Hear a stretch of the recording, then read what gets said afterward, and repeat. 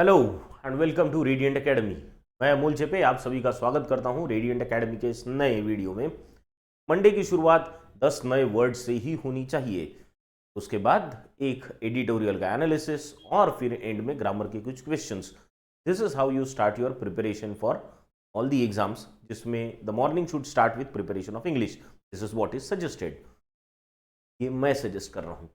आपको अगर दूसरा कोई सब्जेक्ट मॉर्निंग में करना अच्छा लगता है तो बिल्कुल वो कीजिए, बट इंग्लिश की प्रिपरेशन में 10 नए वर्ड्स, एडिटोरियल का एनालिसिस और ग्रामर के कुछ questions should be there in your detail study. इसीलिए 1 घंटा ये आप इंग्लिश के लिए ऐसे दे सकते हो।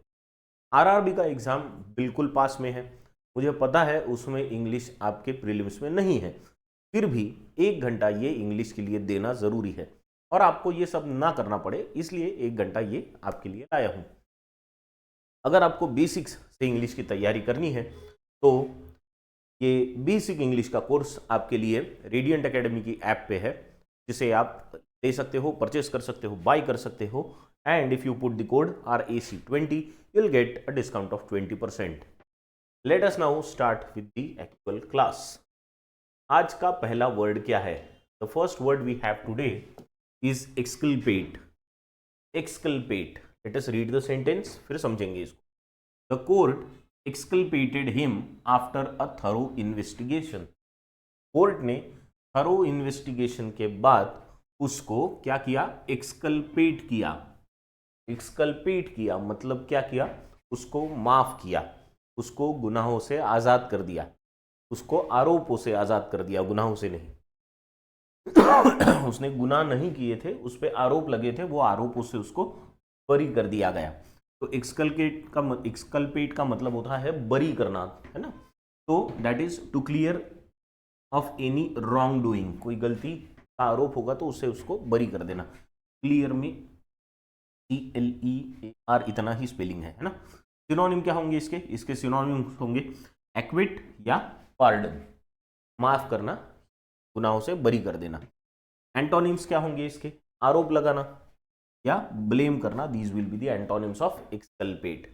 आ गया ध्यान में? एक्सकल्पेट का मतलब क्या होता? एक्सकल्पेट मतलब किसी को आरोपों से बरी कर देना। ठीक है, चलो let us now move on to the next word. The next word we have today is rumours. Rumours, आपने ये वर्ड सुना भी है ना। चलो इसको डिटेल में एक बार देखते हैं। The population was panicked. Population panic हो गई by rumours of food shortages. Food shortage के रूमर्स उठे थे। रूमर्स मतलब अफवाहें, है ना। जब ऐसी बात चली जहां पे सब लोग चर्चा कर रहे थे कि फूड का शॉर्टेज है, खाने पीने को लोगों को नहीं मिलेगा, तो लोगों में पैनिक हो गया। पैनिक हो गया मतलब सब लोगों को टेंशन आ गया एक साथ कि अब अगर फूड नहीं रहेगा तो क्या रहेगा, है ना। तो ये सारी किसकी वजह से हुआ था? ये रूमर्स की वजह से हुआ था, अफवाहों की वजह से हुआ था, जिसमें ऐसी बात जिसमें सत्यता नहीं होती, सिर्फ बातें होती है। तो रूमर्स मतलब क्या? न्यूज और information that many people are talking about but that is possibly not true.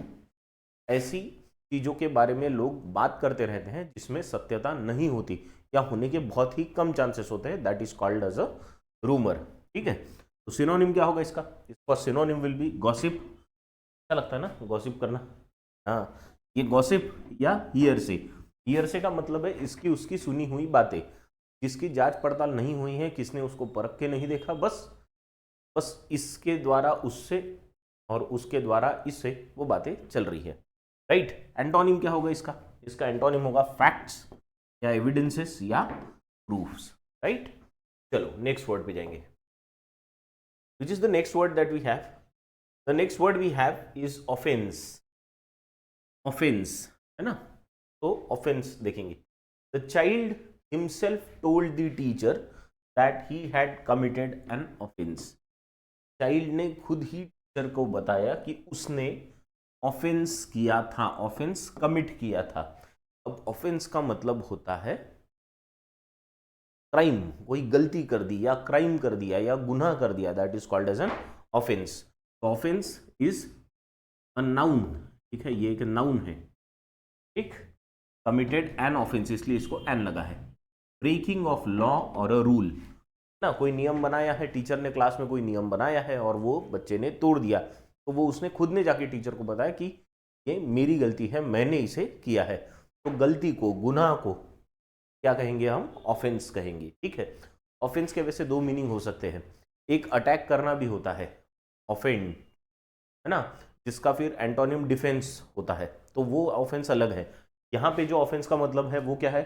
यहाँ पे ऑफेंस का मतलब है गलती, गुनाह, है ना, क्राइम। इस तरह से कोई नियम तोड़ा है, कोई रूल को तोड़ा है। सिनोनिम क्या होंगे इसके? इसका सिनोनिम होगा क्राइम या सीन या मिसडीड, या कुछ गलती कर दी, रॉन्ग कर दिया कुछ। तो एंटोनिम्स क्या होंगे इसके? राइट या गुडनेस। क्लियर? क्लियर हो गया ये? चले नेक्स्ट वर्ड पे। तो offence is what is offence? Offence मतलब गलती। Next is persistently. परसिस्टेंटली में एल वाई लगा है, मतलब ये वर्ड एडवर्ब है। ठीक है, पर किसका एडवर्ब है? परसिस्टेंट का एडवर्ब है, परसिस्टेंट, है ना। ये भी वर्ड आपने बहुत बार सुना होगा, हमेशा आपके टीचर्स आपसे कहते हैं कि be persistent in your studies. आप जो भी स्टडीज कर रहे हो उसमें परसिस्टेंट रहो। ठीक है, let us read the sentence then try and figure out the meaning. He proves his worthiness when he courts her silently and persistently. He proves his worthiness when he courts her silently and persistently. जब वो उसे silently और persistently court करता है। तो persistently मतलब continuously, टिक के, है ना। जब आपको पढ़ाई में आपको रिजल्ट लाना है तो आपको टिक के रहना पड़ेगा, with the goal in front of you. तो किसी चीज को पाने की कोशिश में कंटिन्यूअस एफर्ट्स लेते रहना, मतलब परसिस्टेंट रहना, और उसी से वर्ड बना है परसिस्टेंटली। ये उसका एडवर्ब है, परसिस्टेंट का। तो इन अ डिटरमाइंड और रिजोल्यूट मैनर, और डिटर्मिनेशन के साथ रिजोल्यूट मैनर में कंटिन्यूअस वो एफर्ट्स करते रहना, दैट इज परसिस्टेंट। तो इसके सिनोनिम्स क्या होंगे? डिटरमाइंड और स्टेडीली। और एंटोनिम क्या होगा इसका? अगर कुछ करते रहना, टिक के रहना और कंटिन्यूअस करते रहना, दैट इज परसिस्टेंट। तो एंटोनिम क्या होगा इसका? एंटोनिम होगा वेवरिंग। वेवरिंग मतलब डगमगाना, जो करना चाहो वो नहीं करते आना। या अनकमिटेड, जो कमिटेड है, जो अपने काम के प्रति कमिटमेंट इसमें है, वो कंटिन्यूअसली अपना काम करता रहेगा। जो अनकमिटेड है वो बोलेगा हाँ नहीं करता हूँ और फिर छोड़ देगा। राइट? तो हमें कैसा रहना है? We have to be persistent in our studies. Right? चलो good. Next, let's move on to the next word. The next word we have today is militant. Militant ये नया वर्ड है अपने लिए आज।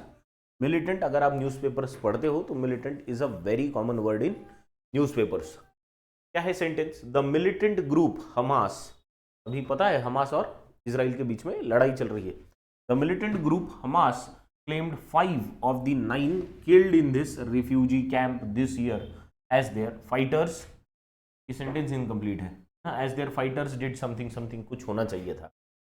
ठीक है, द मिलिटेंट ग्रुप। तो मिलिटेंट का मतलब क्या? ऐसे लोग जिन्हें वायलेंस पसंद है, जो अपनी चीज को लेने के लिए वायलेंस का सपोर्ट लेते हैं, जिन्हें हम आतंकवादी कहते हैं सीधा सीधा।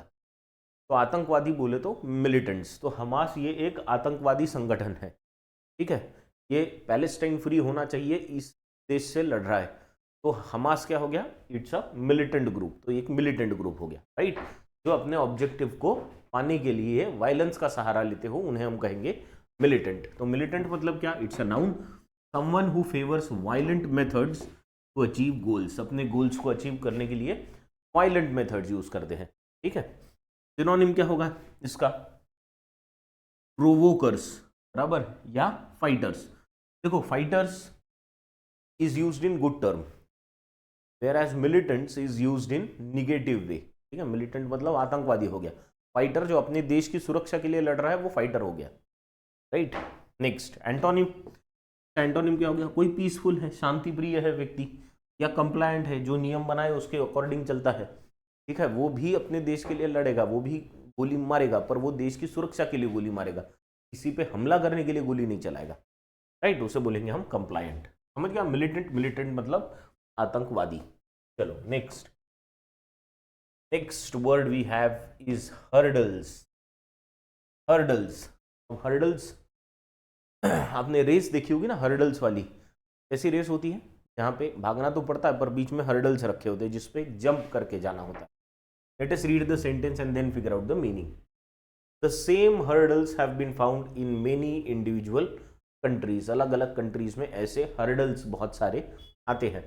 तो हर्डल्स का मतलब क्या होता है? हर्डल्स का मतलब होता है बाधा, बाधा, डिस्टर्बेंस, जो भी जिसपे से जंप करके आपको जाना होता है. तो हर्डल्स का मतलब इश्यूज और things that need to be resolve, जिससे पार पाना, आपको पार करके ही आप आगे जा सकते हो, दैट इज कॉल्ड हर्डल. तो हर्डल मतलब बाधा, अपनी लैंग्वेज में इट इज बाधा. सिनोनिम क्या होगा इसका? चैलेंजेस या डिफिकल्टीज या कॉम्प्लिकेशंस. जो भी करना है उसके बीच में ये सारी चीजें आती है और हमें डिस्टर्ब करते रहती है, राइट. चैलेंजेस आते हैं, कभी डिफिकल्टीज आती है, कभी कॉम्प्लिकेशंस आते हैं. एंटोनिम क्या होगा इसका? सॉल्यूशंस, एक्सप्लेनेशंस या क्लैरिफिकेशंस, है ना. चलो चले नेक्स्ट वर्ड पे. समझ गया हर्डल? तो what is hurdle? Hurdle is nothing but बाधाएं, को पार करके हमें आगे जाना है. चलो next word. Next word we have today is speculation. Speculation, है ना. तो अभी स्पेक्यूलेशन को पढ़ेंगे पहले, फिर आगे चलेंगे. This added fuel to speculation that Rory knew his killer. Speculation में और आग, आग नहीं, आग तो ये है, इसमें घी डालने का काम कर रहे हैं, है ना. स्पेक्यूलेशन में क्या है? ये फ्यूल डालने का काम कर रहे हैं. हाँ, तो स्पेक्यूलेशन मतलब क्या होगा? स्पेक्यूलेशन का मतलब होता है किसी का अंदाजा लगाना या अनुमान लगाना. ठीक है, कि अनुमान लगा रहे हैं कि शायद यही हो सकता है. तो this added fuel to speculation, पहले से ही ये अनुमान था कि शायद रोरी को उसका किलर, किसी का किलर पता है. तो अभी कोई और चीज ने उसी स्पेकुलेशन में और क्या डाली? घी डाल दिया, यानी फ्यूल डाल दिया, है ना. तो स्पेकुलेशन मतलब अनुमान या अंदाजा. जैसे the forming of a theory और conjecture without firm evidence. Evidence नहीं है, सिर्फ अंदाजा लगाया जा रहा है या अनुमान लगाया जा रहा है कि ये हो सकता है. इसका सिनोनिम क्या होगा? द सिनोनिम वुड बी कोई गेस करना, बराबर है, या हाइपोथेसिस करना, है ना, या किसी चीज से किसी को एसोसिएट करना. एंटोनिम क्या होंगे इसके? फैक्ट्स. स्पेक्यूलेशन का मतलब है सिर्फ अनुमान, उसमें पक्का कुछ नहीं है. फैक्ट्स और नॉलेज में सब पक्का है, पता है क्या नहीं है. चलो, तो स्पेक्यूलेशंस के बेसिस पे हम ऐसा बोल सकते हैं कि rumours are based on speculations. Rumours speculations पे बेस्ड होते हैं. हमने रूमर्स वर्ड देखा था ना. तो रूमर्स काय पे बेस्ड होते हैं? स्पेक्यूलेशंस पे. किसी ने स्पेक्यूलेट कर दिया ऐसा ऐसा हो सकता है, तो बस वही चीज चलती रही, लोगों में उसकी बातें होती रही और वो रूमर बन गया. चलो let us now move on to the next word. The next word we have is स्कॉर्च्ड.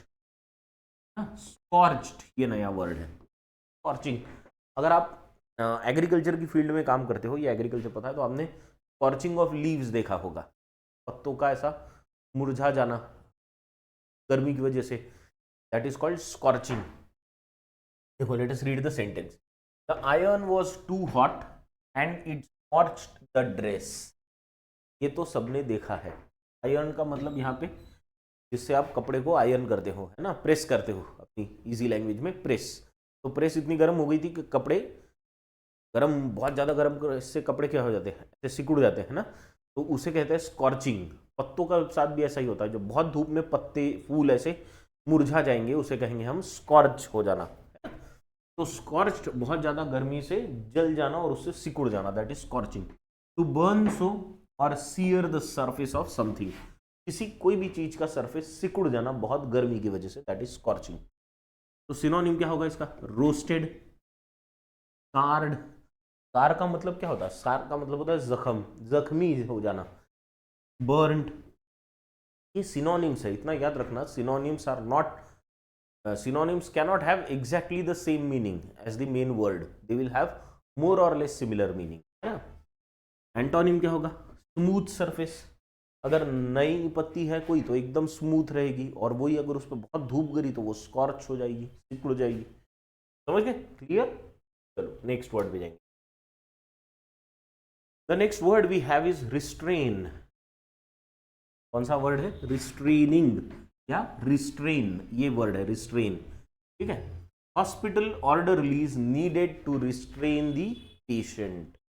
Hospital के जो ऑर्डरलीज है उनको पेशेंट को रिस्ट्रेन करना पड़ा। क्या है हमारी टीम जो ये हमें बना के देती है, वो टीम जो इम्पोर्टेंट वर्ड है वो तो सुना हुआ होता है, साथ में सेंटेंस में ऐसा कोई वर्ड होता है जो बिल्कुल नहीं सुना होता बहुत सारे लोगों ने। तो यहाँ पे रिस्ट्रेन का तो मीनिंग बताऊंगा ही मैं, पहले ऑर्डर रिलीज का मीनिंग बता देता हूँ। ऑर्डर रिलीज का मतलब होता है अटेंडेंट्स या असिस्टेंट्स, अटेंडेंट्स या असिस्टेंट्स। शायद रिस्ट्रेन आपने सुना होगा पर ये ऑर्डर रिलीज नहीं सुना होगा, इसलिए। तो अगर हमारी टीम ये देख रही है तो प्लीज जरा इजी सेंटेंसेस दो बच्चों को, ताकि उसमें और नए नए वर्ड्स ना मिले, ठीक है। पर फिर भी चलो, we have one more new word, orderlies, that means attendants और assistants. Hospital orderlies needed to restrain the patient. Patient को क्या करना है? रिस्ट्रेन करना है, मतलब रोक के रखना है। आपने देखा होगा बहुत सारे पेशेंट्स जब बहुत एग्रेसिव हो जाते हैं कुछ समय पे, कुछ बार, यानी जैसे उनको सलाइन लगाई हुई है तो वो निकाल देंगे सलाइन, है ना, उन्हें वो होश ही नहीं होता, वो बस सलाइन निकाल के फेंक देना चाहते हैं। फिर ऐसे केस में उनको बांध के रखना पड़ता है बेड से, है ना। तो उनको बांध के रखना, रोक के रखना, इसको बोलेंगे हम रिस्ट्रेन करना, उनकी मूवमेंट्स को कंट्रोल करना, रोकना। तो रिस्ट्रेन का मतलब क्या होता है? Intended to keep someone under control, under control. तो कंट्रोल करने का मतलब है रिस्ट्रेन करना। ये खुद को भी हम कर सकते हैं। बहुत बार हमें कुछ करने की इच्छा हो रही है पर हम वो खुद को वो चीज करने से रोक रहे, तो we are restraining ourself, रोकना, ठीक है। चलो नेक्स्ट, इसका सिनोनिम क्या होगा? सिनोनिम होगा रेस्ट्रिक्टिव, है ना, रेस्ट्रिक्ट करना या फॉरबीड करना, मना करना कि ये नहीं करना है, दैट इज फॉरबिड। एंटोनिम क्या होगा इसका? और करने के लिए प्रोत्साहित करना, यानी इनकरेज करना या उकसाना। प्रोवोक करने का मतलब क्या होता है? अगर कोई आपको कुछ चीज करने के लिए प्रोवोक कर रहा है, मतलब वो आपको उकसा रहा है, ठीक है, या कोई चीज करने की परमिशन देना या अलाउ करना, राइट। क्लियर, समझ गया वर्ड रिस्ट्रेन? रिस्ट्रेन मतलब रोकना। चलो the next word and hopefully the last, I think ये है वेहमेंस, ठीक है, vehemence. Let us read the sentence first. Let us read the sentence for vehemence. He argued with such vehemence against the proposal that they decided to abandon it.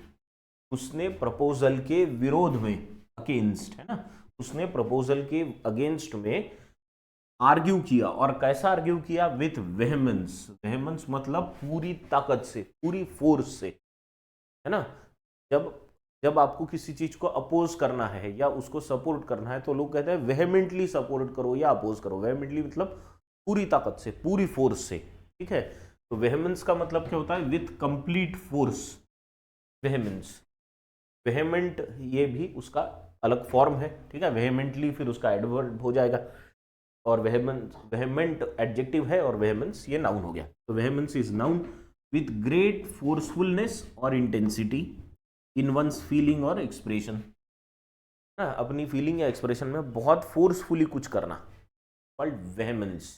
Synonym क्या होगा फिर इसका? Intensely करना, कुछ तो भी इंटेंसिटी होना उसमें, स्पिरिट होना, स्पिरिट, और स्पिरिटेडली कुछ तो भी करना, या इंथुजियाज्म के साथ, यानी उत्साह के साथ ये कुछ तो भी करना। एंटोनिम क्या होगा इसका? एंटोनिम होगा शांति से, बहुत ज्यादा उत्साह, शांति से, पीसफुली या कामली कोई चीज करना, that is called peaceful, that is the antonym of vehemence. आगे ध्यान में, तो वेहेमेंस का ही एडजेक्टिव है, वेहेमेंट उसका एडवर्ब है वेहेमेंटली। क्लियर? चलो let us now go through the article. तो ये आर्टिकल है आप सबके सामने, just read it and then we will discuss it.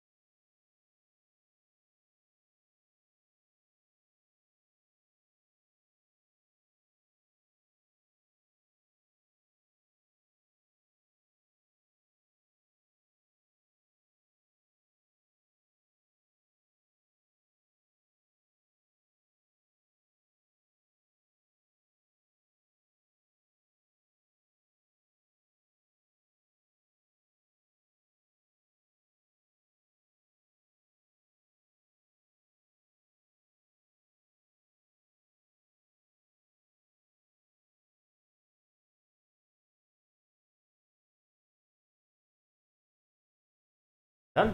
चलो चलो, क्या है हेडिंग?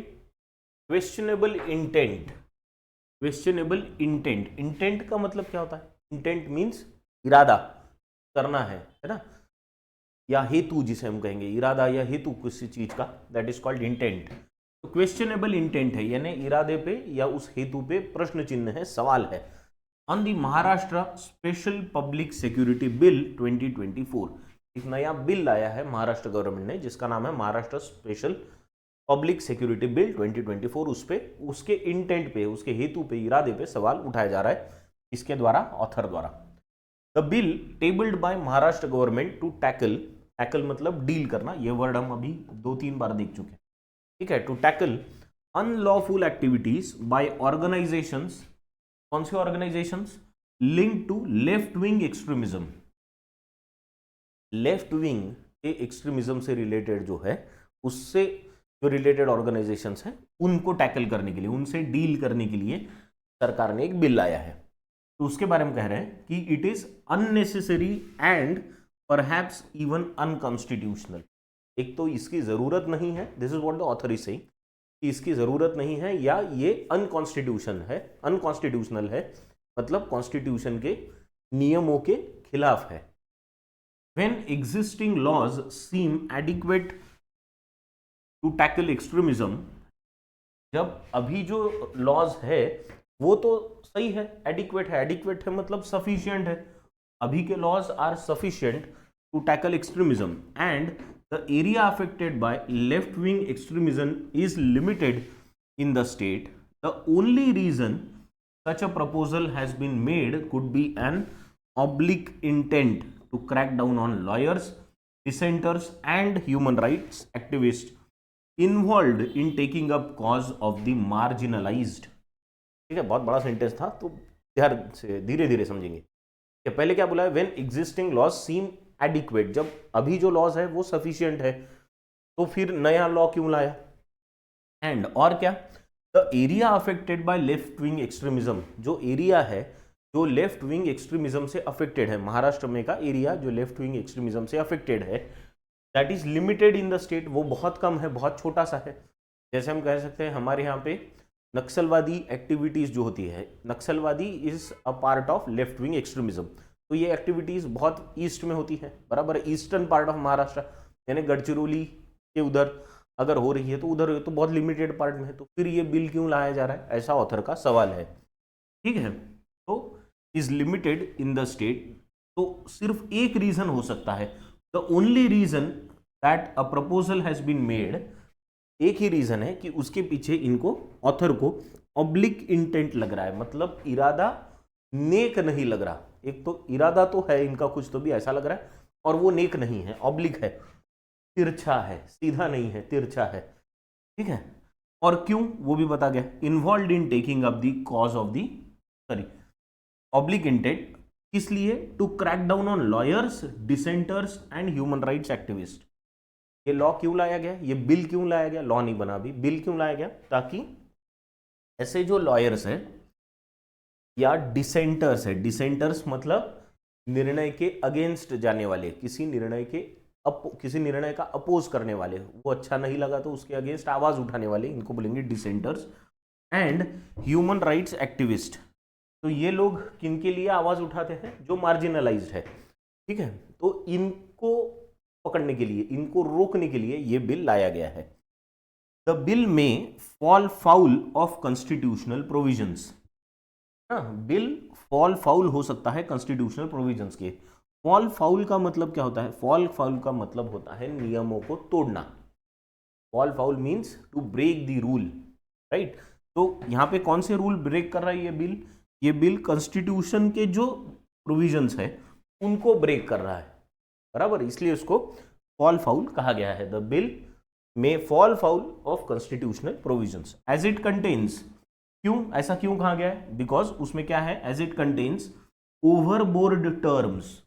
ओवरबोर्ड का मतलब जो डिटेल नहीं है, ऐसी overboard terms that may cover individuals and organisations that may pose no threat to public order. कुछ ऐसे बड़े बड़े टर्म्स इसमें यूज किए हैं जिसमें इंडिविजुअल्स और ऑर्गेनाइजेशंस दोनों आ सकती है, जिन पे जो कभी पब्लिक ऑर्डर को डिस्टर्ब नहीं करती, उनके भी नाम इसमें आ सकते हैं. This is what the author is saying. The core of the proposed law appears to be the questionable term.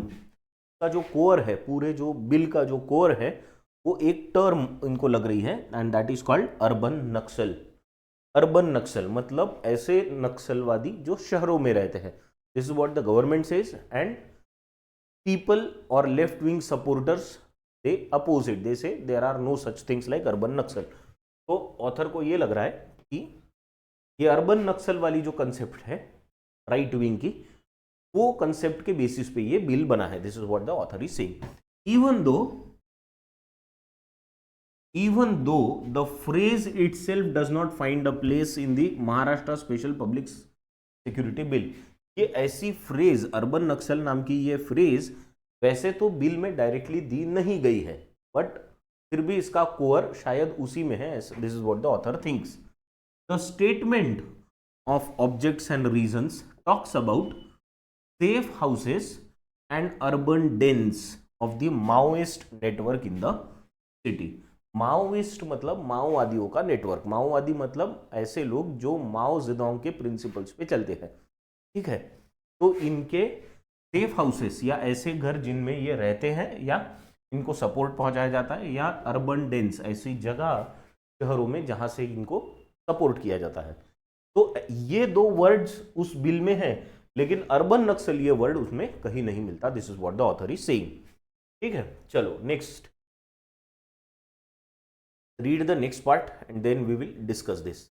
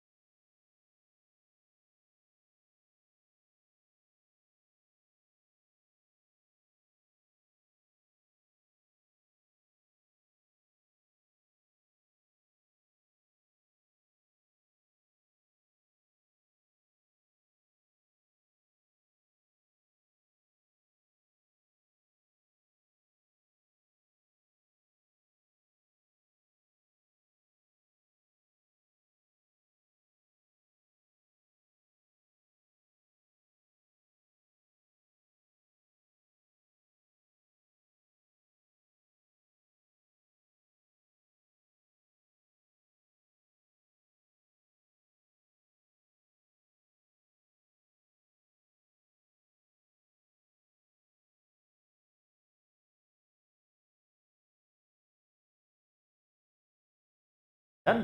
चलो, shall we read it together? हाँ, क्या बोला है? इट क्लेम्स, इट मतलब कौन? ये बिल है ना, Maharashtra public special public security bill 2024. It claims that existing laws are inadequate. Bill का कहना क्या है कि अभी के जो लॉज है वो इनसफिशियंट है. ऑथर का कहना है अभी के लॉज सफिशियंट है. And that Naxal frontal organisations, ऐसी ऑर्गेनाइजेशंस जो नक्सलवादियों को सपोर्ट करने के लिए बनी है, उनका फेस करके बनी है, frontal organisations are active in absence of a special law. और एक स्पेशल लॉ की जरूरत है, क्योंकि इन ऑर्गेनाइजेशंस पे पुराने लॉज काम नहीं करते. Given that several provisions in the state bill are already found in the central law, the Unlawful Activities Prevention Act, it is indeed a strange claim. Author का कहना क्या है कि ये जो अभी जो नया बिल बना है, उस नए बिल में जो प्रोविजंस है वो प्रोविजंस ऑलरेडी सेंट्रल लॉ में है. ठीक है, सेंट्रल का लॉ कौन सा है, उसका नाम है अनलॉफुल एक्टिविटीज प्रिवेंशन एक्ट. में ऑलरेडी इसके प्रोविजंस है. तो फिर ये नया जो इन्होंने किया है, नया जो ये कह रहे हैं, उसमें बहुत अलग सा क्लेम है, वो स्ट्रेंज क्लेम है. It does not match with what we think. The most serious provisions that allow for declaring organisations unlawful. सबसे सीरियस प्रोविजन क्या है, क्या कहना है ऑथर का, द मोस्ट सीरियस प्रोविजन क्या है कि जिससे सरकार को क्या ताकत मिलेगी, allow for declaring organisations unlawful. जो भी ऑर्गेनाइजेशन फ्रंटल फेस की तरह, नक्सलवादियों का फ्रंटल फेस की तरह काम कर रहा है, उसको वो अनलॉफुल करके डिक्लेयर कर सकते हैं कि ये लॉफुल ऑर्गेनाइजेशन नहीं है, इसको बैन करो. And make it an offence, और एक ऑफेंस, ये गुनाह करके भी बता सकते हैं, अगर to be a member of or in any manner assisting or participating in meetings of such organizations. और अगर कोई व्यक्ति ऐसी ऑर्गेनाइजेशन का कोई व्यक्ति ऐसी ऑर्गेनाइजेशंस का अगर मेंबर होता है, तो या फिर किसी भी तरह से असिस्ट कर रहा है, यानी हेल्प कर रहा है, या पार्टिसिपेट कर रहा है मीटिंग्स में ऐसे ऑर्गेनाइजेशंस के, तो आर टू वाइडली वर्डेड. तो इसके वर्ड बहुत वाइड है ना. अगर कोई ऐसा करता है तो उसे गुनाह समझा जाएगा, यानी फिर जो व्यक्ति कर रहा है उसे गुनहगार समझा जाएगा. तो इसके वर्ड्स बहुत वाइडली वर्डेड है. इसका मतलब है, वाइडली वर्डेड का मतलब होता है बहुत बड़े बड़े टर्म्स में लिख दिया, बड़े बड़े ओवर एनकम्पासिंग है, वो डिटेल नहीं है. कौन से व्यक्ति, कैसे टाइप की मीटिंग, अगर कोई सिंपल सी मीटिंग में भी चले गया तो उसको गुनहगार समझा जाएगा. An organisation for instance can be any group or body of persons whether or not known by any name or registration. अब ऑथर का क्या कहना है कि एक कोई भी ऑर्गेनाइजेशन हो सकता है ना, या एक बॉडी हो सकती है, या ग्रुप हो सकता है जिसका कोई रजिस्ट्रेशन ही नहीं है. तो उन्होंने मीटिंग बुलाई, लोगों में पर्चे बांटे, लोग चले गए. तो अब ऐसी अब बाद में सरकार ने ये बोला कि ये ऑर्गेनाइजेशन तो अनलॉफुल है ना, तो फिर वहां पे जो लोग मीटिंग में गए थे वो भी गुनहगार हो जाएंगे, ऐसा ऑथर का कहना है. Unlawful activity includes not only words और एक्शंस. अब देखो और क्या कह रहा है ऑथर कि अनलॉफुल एक्टिविटी का मतलब क्या है. ये सिर्फ वर्ड्स, यानी आपने गलत बोला या कोई एक्शंस गलत की, इतना ही नहीं. कौन से वर्ड्स या actions, that threaten public order. Public order मतलब पूरी जो लोगों की शांतता व्यवस्था है, उसको अगर बिगाड़ने के लिए कोई वर्ड्स या एक्शंस की गई हो, सिर्फ उसको अनलॉफुल नहीं बोला गया है, but also anything that interferes with the administration of law और with its institutions and personnel. यानी ऑथर का कहना है कि ऐसे ही सिर्फ वर्ड्स या एक्शंस जो पब्लिक की सिस्टम बिगाड़ सकती है, यही अनलॉफुल नहीं है, बट क्या है, ऐसे इंस्टीट्यूशंस या फिर पर्सनल्स या फिर एडमिनिस्ट्रेशन, यानी सरकार का कामकाज, उसमें भी अगर कोई बाधाएं डाल रहा है, वो भी अनलॉफुल एक्टिविटी होगी. इन इफेक्ट दिस में कवर एनी ऑर्गेनाइज्ड प्रोटेस्ट. तो ऐसे हिसाब से तो कोई भी ऑर्गेनाइज्ड प्रोटेस्ट क्या हो जाएगी, अनलॉफुल हो जाएगी. यानी आपने अगर सरकार के अगेंस्ट कोई प्रोटेस्ट किया तो सरकार बोलेगी कि this is an unlawful activity, चलो जेल में, बराबर है. तो इससे शांति प्रिय तरीके से प्रोटेस्ट करने का राइट लोगों का छीन जाएगा. This is what the author is saying. ठीक है, let us read the last 3 lines of this para. It not only includes promoting violence and the use of firearms और explosives, but also encouraging or preaching disobedience to establish law and its institutions. मतलब यहाँ क्या बोला है कि इस law में सिर्फ वायलेंस को या फायर आर्म्स रखने को इसी को गलत नहीं बोला गया है, पर और को किस चीज को अनलॉफुल बोला गया है? इनकरेज करना या प्रोसेस को डिसओबे करना, ये सिखाना कि सरकार के नियमों को जानबूझ के तोड़ो, है ना। ये इसको क्या बोलेंगे हम? सरकार के नियमों को मानो मतलब ओबे करना, ओबीडियंस, और डिसओबीडियंस मतलब नहीं मानना। तो अगर आप नहीं मानना ये चीज सिखा रहे हो सरकार के बनाए गए नियमों को और इंस्टीट्यूशंस को, तो भी इसको अनलॉफुल एक्टिविटी मानी जाएगी, बराबर। तो ऐसे सारे आरोप यहाँ पे किसने लगाए हैं? ऑथर ने लगाए हैं सरकार के बिल के अगेंस्ट। चलो just go through the last part, then we will discuss it.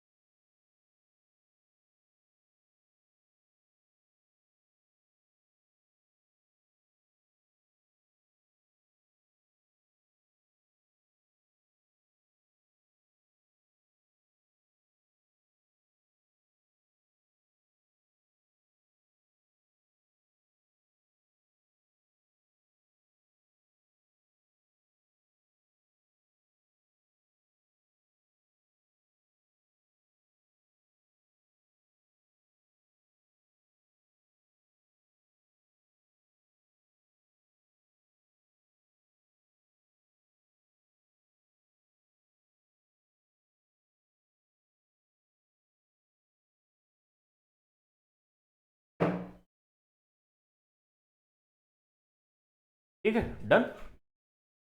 चलो,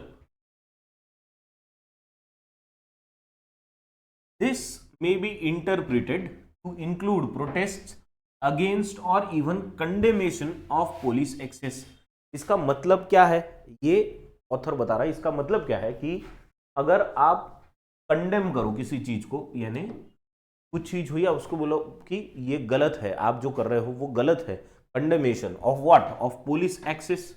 पुलिस एक्सेस यानी पुलिस अगर लोगों पे जबरदस्ती करे, क्योंकि पुलिस के हाथ में पावर है तो लोगों पे जबरदस्ती कर सकती है ना। तो पुलिस अगर जबरदस्ती करे या पुलिस की कस्टडी में वायलेंस हो जाए किसी प्रकार का, या मिसकैरेज ऑफ जस्टिस हो जाए, यानी जस्टिस देने में कुताही बरती जाए या बराबर ना दिया जाए, तो उसके अगेंस्ट प्रोटेस्ट करना ये लोगों का राइट है।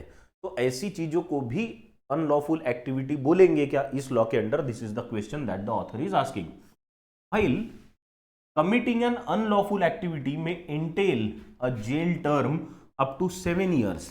अगर ऐसी इलीगल नहीं, अनलॉफुल एक्टिविटी में अगर आप पाए जाते हो तो फिर उसके लिए 7 साल की सजा का प्रावधान है बिल में। There is provision of 7 years of jail maximum. Even one who is not a member of unlawful organisation, अगर कोई व्यक्ति ऐसा भी है जो अनलॉफुल वो ऑर्गेनाइजेशन का मेंबर नहीं है, तो भी can be jailed for 2 years on the charge of soliciting aid for it और 3 years for promoting a meeting of the organisation. यानी अगर कोई व्यक्ति उस ऑर्गेनाइजेशन का मेंबर नहीं भी है और वो एड मतलब मदद, मदद को सॉलिसिट करता है, सॉलिसिट मतलब प्रोवाइड करता है, अरेंज करता है, तो उस व्यक्ति को भी 2 साल की सजा हो सकती है। और अगर कोई व्यक्ति मीटिंग में नहीं जाता पर मीटिंग को सिर्फ प्रमोट करता है कि जाओ मीटिंग अटेंड करो, तो उसको भी 3 साल की सजा हो सकती है। 3 years for promoting a meeting of the organisation. The most draconian provisions, draconian का मतलब होता है जो बहुत हार्श है, बहुत बहुत सीवियर है, ऐसी जो प्रोविजंस है उनमें कौन सा है देखेंगे। The most draconian provisions are the ones empowering the government to seize any house और बिल्डिंग। क्या करना है, सीज कर लेना, हाउस और बिल्डिंग को अपने कब्जे में ले लेना, ये सबसे ड्रेकोनियन प्रोविजन है इसमें का। किसकी, लेकिन किसका हाउस और बिल्डिंग, या कहां का, where unlawful activities take place, जहां पे अनलॉफुल एक्टिविटी हो रही है उसको सील कर लो और अपने कब्जे में ले लो। एविक्टेड ऑक्यूपेंट्स, वहां के लोग जो रह रहे हैं उनको घर से निकालो। And take over its money and assets, यानी लेटेस्ट से अगर कोई व्यक्ति है जिसके यहाँ पे ये अनलॉफुल एक्टिविटी हो रही है, तो पुलिस आएगी, अनलॉफुल एक्टिविटी को बंद करेगी, सबको अरेस्ट करेगी। जिसके घर में हो रही है उसको भी घर से बाहर निकालेगी, घर को अपने कब्जे में ले लेगी, और जिसके घर पे हो रहे हैं उसकी एसेट्स और मनी को भी सीज कर लिया जाएगा। The bill is expected to lapse as the current assembly may have already held its last session.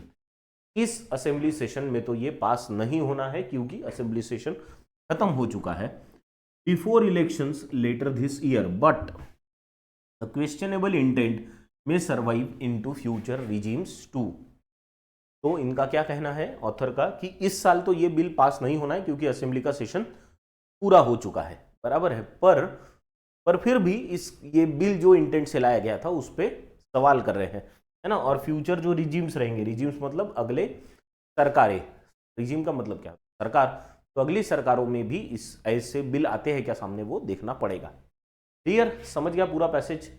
चलो let us now move on to the next part. The next part is questions based on this article. According to the passage, how much jail term is mentioned for someone promoting meeting of an extremist organization? कोई एक extremist organization की meeting promote करने के लिए नया जो bill जिस पे हमने बात की उसमें कितने साल का प्रावधान है, कितने साल का, कितने सालों का। According to the passage, the Maharashtra Special Public Security Bill 2024 considers which of the following as an offence? किस चीज को ये ऑफेंस मानता है, गुनाह मानता है, क्राइम मानता है। आपके लिए 5 ऑप्शंस नीचे दिए गए हैं, just go through it. Next आपको सिनोनिम, सेम मीनिंग वाला वर्ड देखना है, किसका, ड्रेकोनियन का। ड्रेकोनियन का सिनोनिम आपको ढूंढना है। Next, which of the following options has the same meaning of the phrase, phrase का सेम मीनिंग आपको ढूंढना है। फॉल फाउल, फॉल फाउल का आपको सिनोनिम ढूंढना है। Next, which of the following terms find mention in the Maharashtra Special Public Security Bill? 3 terms है, urban Naxal, safe houses, urban den. इनमें से Maharashtra special public security bill 2024 में कौन से वर्ड्स है, ठीक है, that is what the question is. ठीक है, क्लियर यहां तक। चलो let us now see some questions on grammar. The first question we have is, no sooner he had left the house than there was phone call for him. जैसे ही उसने घर छोड़ा वैसे ही उसको एक फोन कॉल आया। अभी देखो नो सूनर देन वाला ये सेंटेंस है। अब ये नो सूनर देन वाला भी हो सकता है, या ऐसा ही सेंटेंस आपका हार्डली वेन वाला भी हो सकता है, या ऐसा ही सेंटेंस आपका स्कार्सली वेन वाला भी हो सकता है ना। No sooner than something, hardly this happened when that happened, ऐसा scarcely this happened when that happened, ऐसे सेंटेंसेस हो सकते हैं। ऐसे सेंटेंसेस में आपको हमेशा ध्यान में रखना है कि पहले हेल्पिंग वर्ब आएगा, पहले आएगा हेल्पिंग वर्ब और बाद में आएगा सब्जेक्ट। हमेशा ध्यान में रखो, हार्डली, स्कार्सली या नो सूनर, इनके बाद हमेशा पहले आएगा हेल्पिंग वर्ब और फिर आएगा सब्जेक्ट। तो हेल्पिंग वर्ब अगर पहले आना है तो क्या होगा, हैड इधर आएगा, हैड आएगा इधर एंड द जाएगा इधर, समझ गए। तो सेंटेंस क्या बनेगा, सेंटेंस बनेगा नो सूनर, तो यहां लिख नो सूनर हैड ही, है ना, नो सूनर हैड पहले लगेगा और ही बाद में लगेगा। सेम केस हार्डली और स्कार्सली में भी है, तो तीनों चीजों में याद रखना, ये तीनों में पहले हेल्पिंग वर्ब और फिर सब्जेक्ट। क्लियर? चले अगले वर्ड पे, अगले सेंटेंस पे, सॉरी, नेक्स्ट सेंटेंस, पास आ गई। Next sentence, silver as well as gold are considered as precious metals. Silver as well as gold, अब यहां पे भी एक चीज ध्यान में रखने लगा, as well as is not a conjunction, ये कंजंक्शन नहीं है, और कंजंक्शन नहीं है का मतलब ये सिल्वर और गोल्ड को जोड़ता नहीं है। अगर हम लिखते हैं ना सिल्वर एंड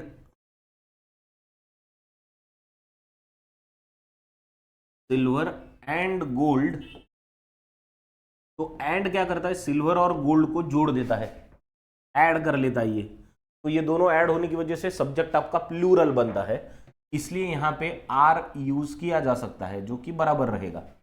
पर because as well as is not and, ये एंड नहीं है, तो गोल्ड को ये सिल्वर के साथ नहीं जोड़ेगा, तो आपका सब्जेक्ट जो है वो सिर्फ और सिर्फ ये सिल्वर ही रहेगा, इतना ही सब्जेक्ट है आपका। तो अगर सब्जेक्ट आपका सिर्फ सिल्वर है तो यहाँ पे आर नहीं आएगा, यहाँ पे आएगा इज, तो ध्यान में रखो।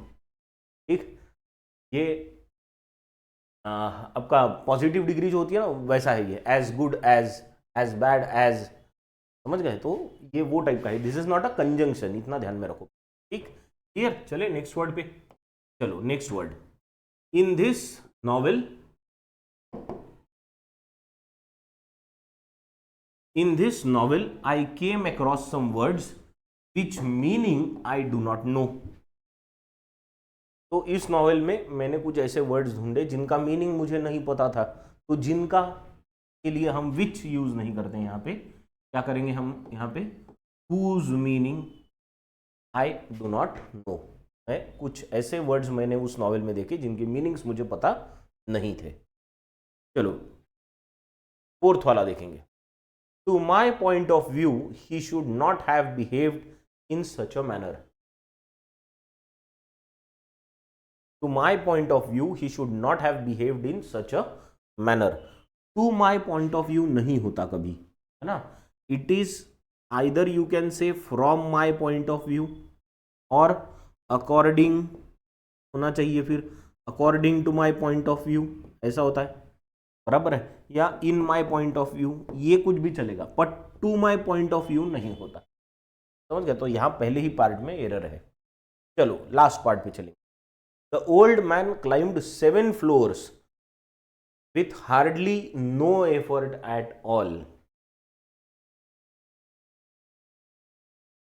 अभी इस सेंटेंस में क्या है, हार्डली भी यूज किया है और नो भी यूज किया।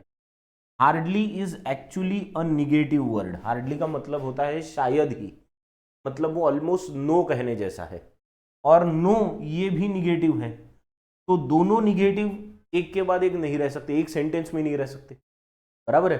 तो एक किसी को आपको निकालना पड़ेगा, इसको निकालेंगे। With hardly effort at all सही नहीं लगता, तो हार्डली को निकाल देंगे हम, क्या बचेगा फिर, floors with no efforts at all, समझ गए? No effort at all, clear? तो दीज वेर द 5 सेंटेंसेस। जो क्वेश्चंस आपको एडिटोरियल के एंड में पूछे हैं उसके जवाब आपको कमेंट सेक्शन में देने हैं। Thank you very much.